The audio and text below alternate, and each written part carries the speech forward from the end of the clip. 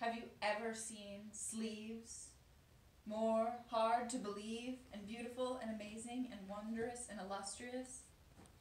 If you say yes, you're lying, because these are the coolest sleeves ever. So I'm at my best friend's house, and she's my favorite person, and so she let me borrow this dress.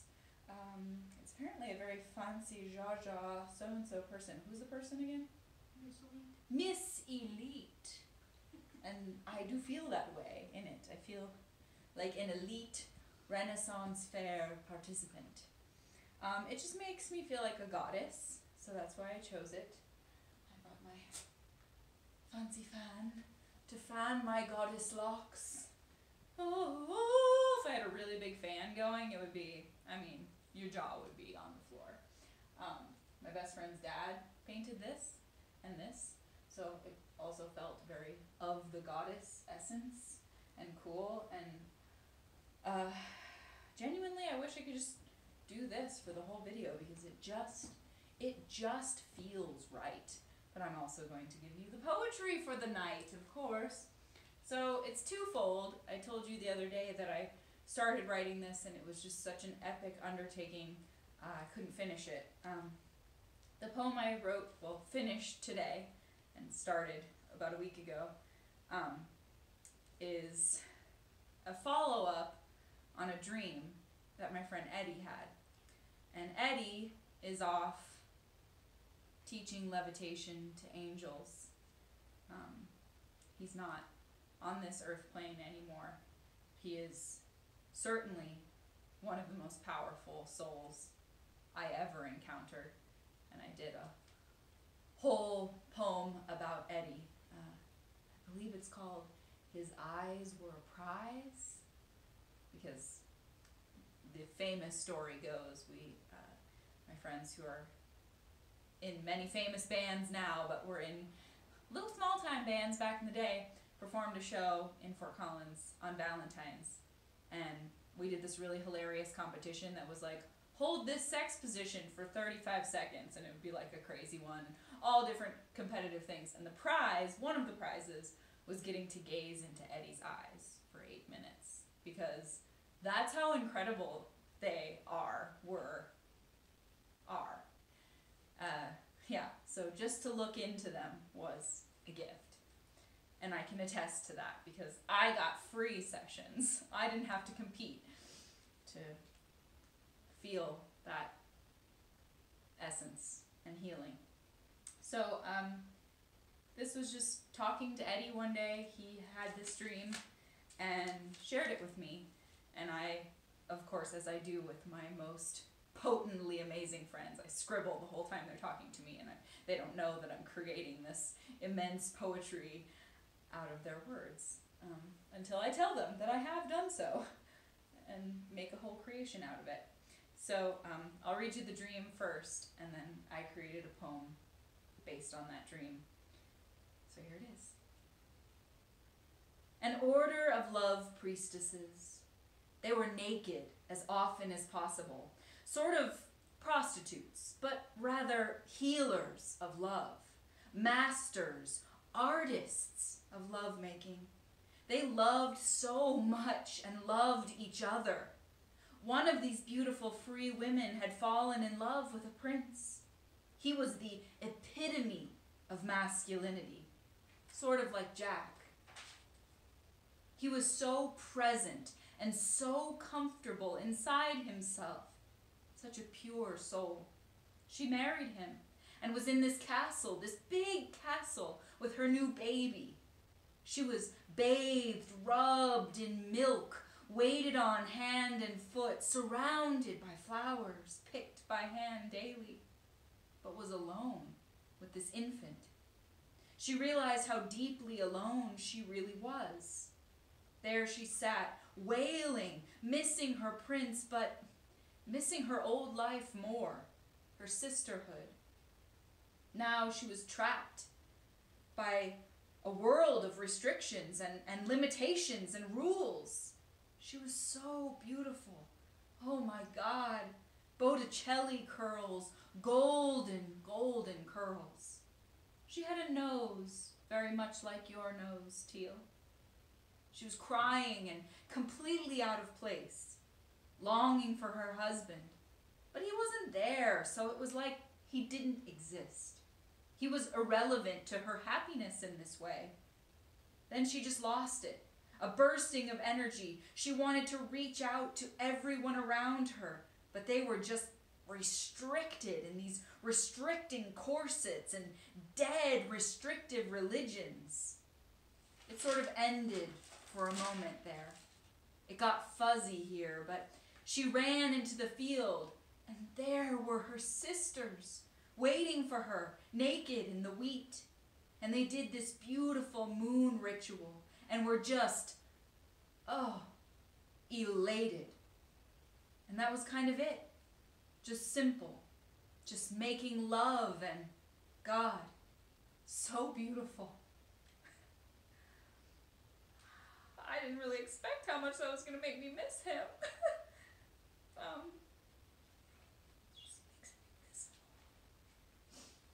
It just makes me miss him a lot. Yeah. So, that's the beautiful dream that Eddie had. And Jack, of course, I have spoken about in several poems. And Jack has also found a new home among the stars and is no longer here for us to gaze upon. I brought these two little pictures because they remind me of Jack so much, and this one is just, I don't know, the essence of him somehow. Just, that's Jack. I mean, it's not him, but it is.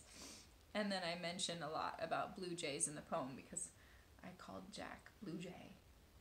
And so this is one I was going to give to him, and never got the chance to.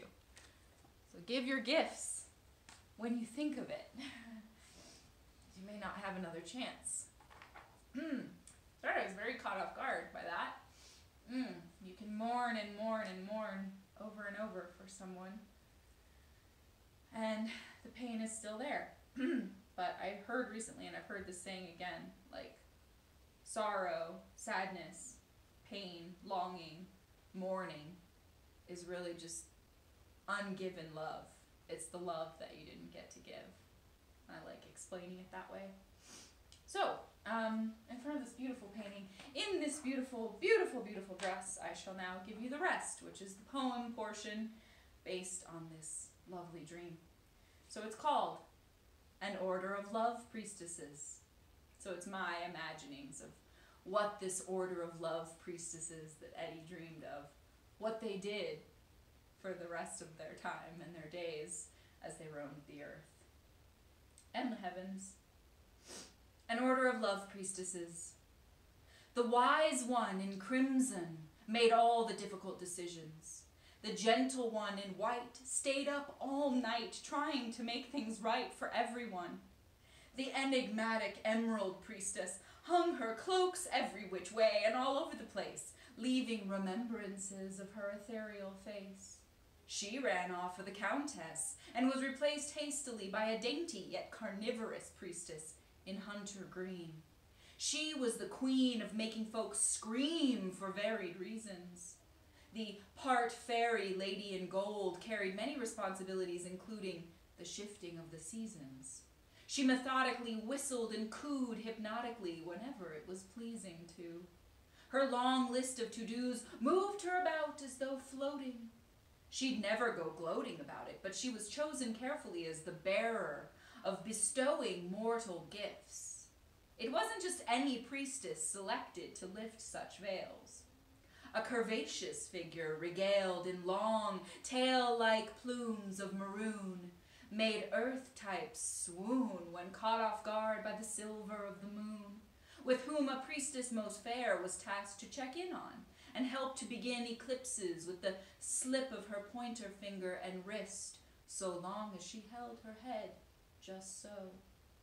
And it was told that she'd feed on the moon's glow and slow down time, trickster that she was.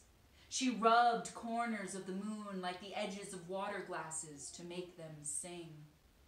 She had a ring made of Luna's rock and was illuminated in a frock, shockingly neon. a color like freon, ignited by black light and heightened by rainbow emanations, brighter than creation's spark. The one who hearkened tear flow and the unpredictable undertow was always decorated by dark velvet colors. Eggplant and dance floor just before the lights go on black. She had quite an impact on all eyes that beheld her. She stirred in many emotions aplenty. Prevent me, if you will, from going on too long about the lady donning the most spectacular gown, made from an array of feathers from blue jays, whom she never hurt.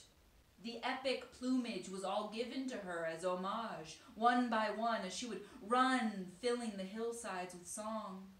She got along so well with the king of the jays that they would play for her concerts of their warbling and do her bidding graciously. Long awaited was the completion of her cape. To see it was to escape to a whole other place. She traced an imprint on all those blessed enough to have so much as glanced her way. There's so much I could say about the blue jay priestess. I'll save some for another day. The gray worn by the lady of mourning was often seen adorning palace walls and great halls with a tall, noticeable reverence for living. Don't let the underrated nature of gray go giving you the wrong impression. One session with her, and you'd remember the true beauty of all other colors. There were no other ladies more captivating than the pythoness, the sorceress, who wore a vest of every shade and tone ever known. All who witnessed it are said to have hallucinated more than a little bit. Her outfit truly is impossible to pay justice to. To have experienced it within your view was healing beyond any earthly experience you could have been through. It renewed the part of you hidden so deep you thought you couldn't retrieve it again. She could bend light effortlessly and also be quite threatening. She had a way of getting you to finally see yourself. You'd melt to see the woman in amaranth. She'd enchant you so before you could know what hit you. She glowed with a perfect sunset's potency. She was quite the show woman, you see. Adorned in celadon and other greens you'd find in the sea was a lady most peculiar who chewed the scenery, as they say in movies and theater. But she didn't mind those who thought she would leave a blur of drama behind her. That was her cure for the agony of things, to just pretend you have wings and sing opera. You'd have dropped your jaw to see the fair lady in flocks. She practically bunched up your socks from your knees rattling so, just to see her flowing train coming down the staircase. It was a waste of time to hide or restrain your awe for her, as she could read minds flawlessly. You might have even applauded to see her vibrance, a dance of purples enhanced so as to make folks believe again in happenstance. The maiden in vermilion must have been responsible for 1 billion romances or more. She abhorred uptight types and used her powers to bring within their sights beauty the likes of which they'd never beheld. She delighted when their airs of righteousness fell away, and they learned to softly say sonnets and remove that hoity-bee from their proverbial bonnets, and instead play in the garden of passion. She donned a skirt slit up to her hip bone and never paid attention to the groans of disapproval. She'd simply cast a spell to incite the removal of their own garments and walk away after she disarmed them. Her best friend was the priestess dressed in luscious viridian, with whom all eyes instantly became smitten. She had been bitten by a poisonous snake as a child, and it made her quite wild about living after healing from such a strange thing. She would bring baskets of flowers to all sick and hurting souls at all hours of the day and night. Those who had to fight just to live were the ones she would give her most precious words to. She renewed the hopes of many.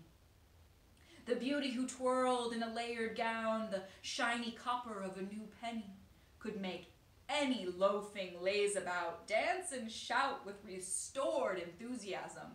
When she saw a chasm of emptiness where vivacity once thrived, she would merely bat her eyes and the soul would come alive at once.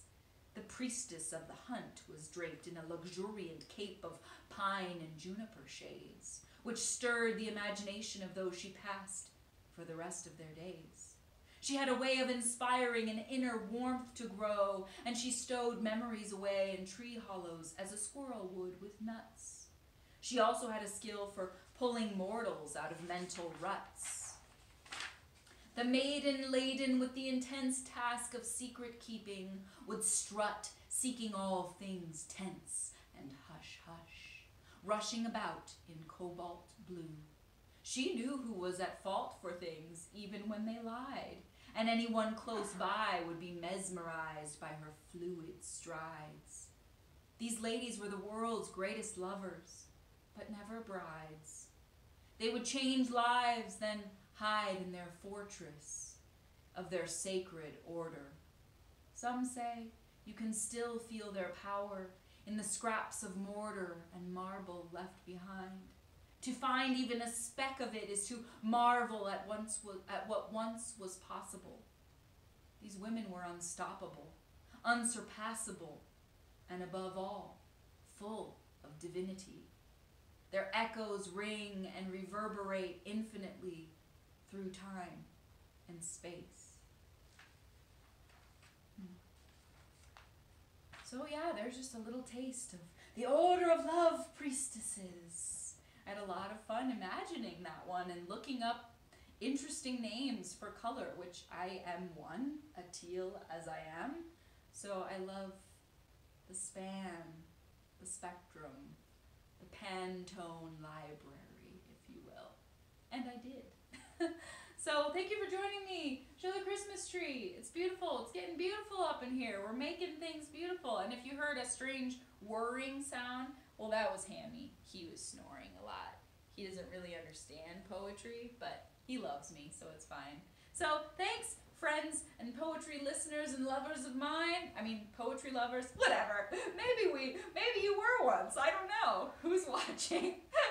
Can't quite keep track. But come on back, because you know there's going to be more poetry. Okay. Sleeve, flourish, exit.